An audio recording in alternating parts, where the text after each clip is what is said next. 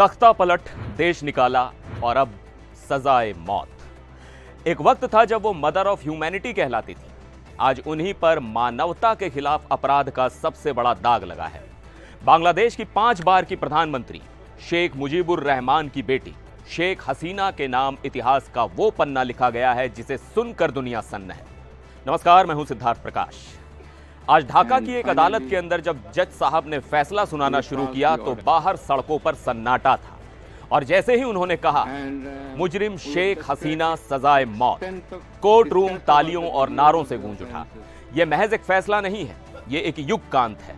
एक ऐसे नेता का पतन है जिसकी कभी बांग्लादेश में तूती बोलती थी। बांग्लादेश के स्पेशल इंटरनेशनल क्राइम्स ट्रिब्यूनल ने पूर्व प्रधानमंत्री शेख हसीना को उन्हीं के देश में हुए छात्रों के आंदोलन को कुचलने और मानवता के खिलाफ जघन्य अपराधों के लिए मौत की सजा सुनाई है। हैरानी की बात यह है कि यह सजा तब सुनाई गई है जब शेख हसीना देश में मौजूद ही नहीं है। वो पिछले साल अगस्त में हुए तख्तापलट के बाद से ही भारत में रह रही हैं। अदालत उन्हें पहले ही भगोड़ा घोषित कर चुकी है। तो सवाल उठता है कि आखिर शेख हसीना पर आरोप क्या थे? वो कौन से गुनाह थे जिनकी सजा सीधे मौत मुकर्रर की गई? यह आरोप आपके रोंगटे खड़े कर देंगे। आरोप नंबर 1, हत्या और उकसावा। हसीना ने अपनी पार्टी के हथियारबंद लोगों और पुलिस को निहत्थे नागरिकों पर हमला करने के लिए उकसाया और हिंसा रोकने में नाकाम रही। आरोप नंबर 2, घातक हथियारों का इस्तेमाल। छात्रों के प्रदर्शन को दबाने के लिए हेलीकॉप्टर, ड्रोन और जानलेवा हथियारों के इस्तेमाल का सीधा आदेश दिया। आरोप नंबर 3, छात्र अबू सईद की हत्या। यूनिवर्सिटी के छात्र अबू सईद की हत्या का आदेश दिया, साजिश रची और सीधे तौर पर इस जुर्म में शामिल रहीं। आरोप नंबर 4, 6 प्रदर्शनकारियों की हत्या। ढाका के चांखार पुल में 6 निहत्थे प्रदर्शनकारियों की हत्या का सीधा आदेश दिया। आरोप नंबर 5, जिंदा जलाया।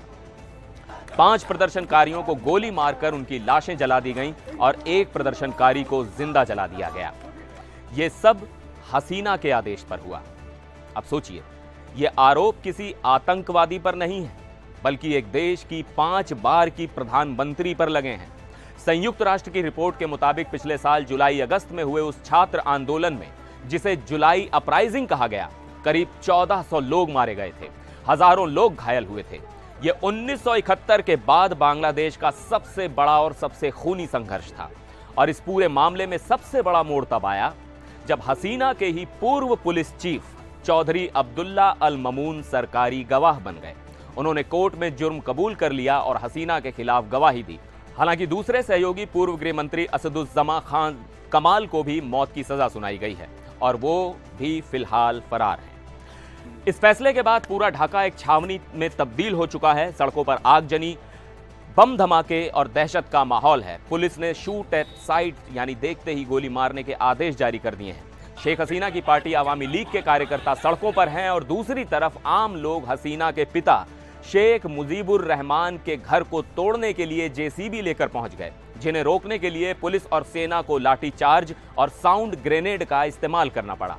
इस बीच भारत में रह रही शेख हसीना की तरफ से उनके बेटे सजीव वाजिद का बयान आया है। उन्होंने कहा है कि उन्हें पहले से पता था कि उनकी मां को मौत की सजा दी जाएगी।